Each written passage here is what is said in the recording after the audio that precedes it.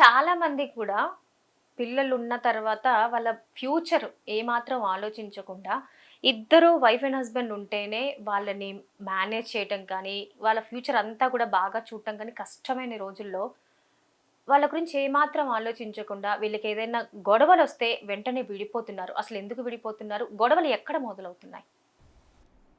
గొడవకు నాంది, అంతం, ఆరంభం అనేది లేదమ్మా. ఇప్పుడు కలహం అనేటప్పటికి దానిలో అసలు ఆలోచిస్తే వడ్ల గింజలు బియ్యపు గింజలంత తేడా కూడా ఉండదు. సింపుల్ విషయం ఏముంటుంది.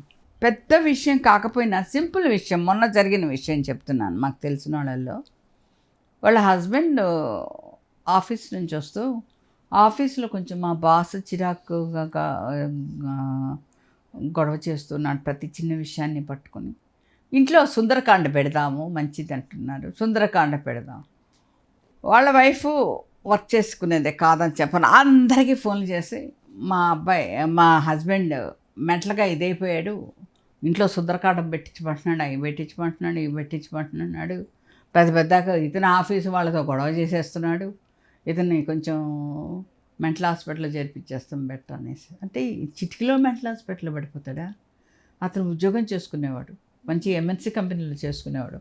సుందరకాండ పెట్టడానికి ఇంత పెద్ద రప్చర్ చేయాలా? క్షుద్ర పూజ చేయమనలేదు కదా, చేయలేదు కదా, కరెక్ట్. నీకు అనీవెన్ గా మాట్లాడలేదు కదా. కాదులేదు బాబా, అతన్ని భార్యని రిక్వెస్ట్ చేసుకున్నాడు, మనం ఒకటి పెట్టిస్తే బాగుంటుంది కదా మనకి అనేసి. కానీ అంత గొడవ చేయాల్సిన అవసరం ఏంటి? చిలవల పలవలు ఇప్పటికీ ప్రతి ఇంట ప్రతి నోట ఇదే విషయం నడుస్తుంది. సుందరకాండ అయిపోయింది కానీ జరిగేది మాత్రం ఇంకా అన్నిటికీ చిటికి పడిపోతున్నాడు, చిరాకు పడిపోతున్నాడు. ఇతను ఏదో కొంచెం మెంటల్ హాస్పిటల్లో పడేస్తే బెస్ట్ అంటే. అతను ఉద్యోగం చేసుకునేవాడికి ఇంత దారుణం ఏంటి అంటే, వీళ్ళ వైఫే ఇతన్ని ఇలా పోనిష్ చేస్తుందా చెడుదానిలోకి. అంటే ఇంకా వాళ్ళ పిల్లలు పుట్టలేదు, పెళ్ళేది కొత్తలోనే, వీళ్ళు ఇట్లా తయారు చేయడం ఏంటి? ప్రతి చిన్నదాన్ని కూడా పాజిటివ్గా థింక్ చేయాలి. కానీ అంత నెగిటివిటీ అనేది ఆలోచించుకోవడం మంచిది కాదు, ఎవరికైనా కూడా మంచిది కాదు. దీనివల్ల ఏంటంటే మనకి గొడవలకు నాంది అనేది పలుకుతుంది. సింపుల్ విషయం, ఇష్యూ ఏం లేదు దీనిలో. ఇట్లా ఈ అబ్బాయి కూడా ఏంటంటే, ఈ అమ్మాయి కూడా ఏదో ఆఫీస్లో ఎవరినో లైక్ చేస్తుందేమో, నేనంటే కొంచెం ఇరిటేట్ అయిపోతుంది, నేను ఇంట్లోకి రాగానే కూడా ఇరిటేట్ అయిపోతుంది. అంటే ఈ విషయాలలో అంటే వాళ్ళు మానసికంగా ఇద్దరు దూరం అయిపోతున్నారు.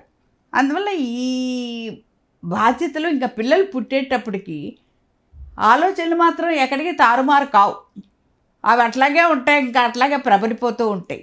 అందువల్ల ఈ పిల్లల విషయంలో వచ్చినా ఏది విషయంలో వచ్చినా భార్యాభర్తల్లో సమన్వయ లోపం అనేది లోపించినప్పుడు డెఫినెట్గా ఇలాంటి అపార్థాలు, ఇలాంటి గొడవలు, అప్పుడు పిల్లలు ఉన్నారా, పిల్లల భవిష్యత్ ఏంటి, మన పరిస్థితి ఏంటి, ఒక భర్త ఉండేటప్పుడు ఉన్నంత గౌరవం భర్త లేనప్పుడు ఎవరైనా ఇస్తారా, చుట్టాలైనా ఇస్తారా అనే ఆలోచన ఉండాలి. చదివితే గొప్ప ఉద్యోగం చేసుకుంటే హస్బెండ్ కంటే లక్షల్లో సంపాదన చేస్తున్నా కూడా అది కాదు. కానీ వీళ్ళలో ఉండాల్సింది ఆ భద్రత అనేది ఉండాలి, ఆ గౌరవం అనేది ఉండాలి, ఆ శాంతి సౌఖ్యం అనేది ఉండాలి, ఇద్దరిలో కూడా హ్యాపీనెస్ అనేది ఉండాలి. అవన్నీ లోపించినప్పుడు వీళ్ళు తప్పకుండా విడాకులకు దారి తీయడము, ఆత్మహత్యలకు దారి తీయడము ఇలా జరగడం మాత్రం తథ్యం.